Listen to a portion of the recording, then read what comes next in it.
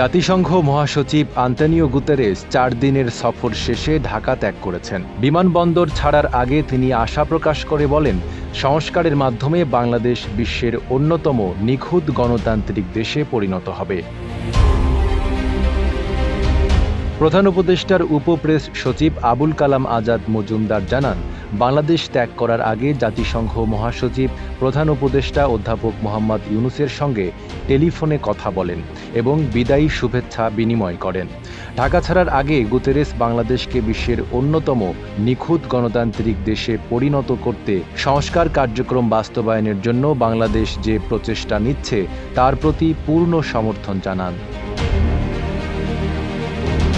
পরিবেশ উপদেষ্টা সৈয়দা রেজওয়ানা হাসান এবং রোহিঙ্গা সংকট বিষয়ক প্রধান উপদেষ্টার উচ্চ পর্যায়ের প্রতিনিধি খলিলুর রহমান হজরত শাহজালাল আন্তর্জাতিক বিমানবন্দরে তাকে বিদায় জানান। যাওয়ার আগে জাতিসংঘ মহাসচিব প্রধান উপদেষ্টা অধ্যাপক মোহাম্মদ ইউনূসের সঙ্গে ফোনে কথা বলেন এবং বিদায়ী শুভেচ্ছা বিনিময় করেন।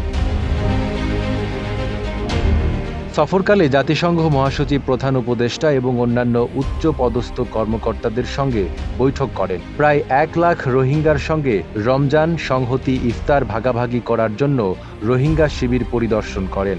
গুতেরেস জাতীয় ঐকমত্য কমিশনের সদস্য, রাজনৈতিক নেতা, বাংলাদেশি যুব সমাজ এবং সুশীল সমাজের সদস্যদের সঙ্গে কয়েকটি গোলটেবিল আলোচনায়ও অংশ নেন। নাঈম আরাবী, ঢাকা পোস্ট।